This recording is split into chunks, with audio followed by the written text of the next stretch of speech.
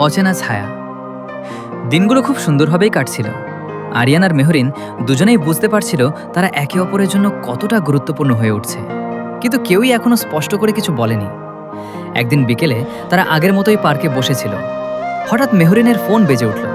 স্ক্রিনে একটা নাম দেখে তার মুখের হাসিটা এক মুহূর্তেই মিলিয়ে গেল।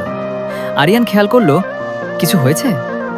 মেহরিন একটু অস্বস্তি নিয়ে বলল, না, একটা পুরনো পরিচিত। সে ফোনটা রিসিভ করল না, সাইলেন্ট করে রেখে দিল। কিন্তু তার আচরণে একটা অদ্ভুত পরিবর্তন এসে গেল। চোখে চিন্তা, মুখে চাপা টেনশন। পরের দিন আরিয়ান অনেকক্ষণ অপেক্ষা করল, কিন্তু মেহরিন এলো না। ফোন করল, বন্ধ। মেসেজ দিল, কোনো রিপ্লাই নেই। তার মনে অজানা একটা ভয় ঢুকে গেল। কি হলো তার? কেন এমন করছে? তৃতীয় দিন বিকেলে হঠাৎ মেহরিন নিজেই এসে দাঁড়ালো বাস স্ট্যান্ডে। কিন্তু আজ সে আগের মতো না। চোখ লাল, মুখটা ফ্যাকাশে। আরিয়ান দ্রুত এগিয়ে গেল। মেহরিন, কোথায় ছিলে তুমি? আমি কত চিন্তা করেছি জানো? মেহরিন কিছুক্ষণ চুপ করে থাকলো, তারপর আস্তে করে বলল, আরিয়ান, আমার তোমাকে কিছু বলার আছে। কি? আমার অতীত আমি তোমাকে বলিনি। আরিয়ানের বুক ধক করে উঠল। মেহরিন ধীরে ধীরে বলতে শুরু করল, কয়েক বছর আগে আমি একটা সম্পর্কে ছিলাম। তার নাম রাহাত। আমরা অনেক সিরিয়াস ছিলাম, কিন্তু হঠাৎ করে সে আমাকে ছেড়ে চলে যায়, কোনো কারণ ছাড়াই।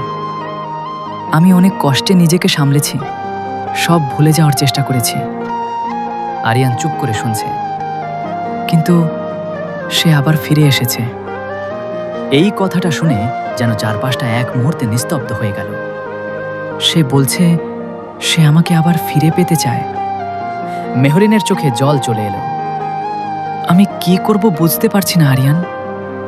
আরিয়ানের ভিতরে অদ্ভুত একটা অনুভূতি তৈরি হলো, রাগ, ভয় আর হারানোর আতঙ্ক।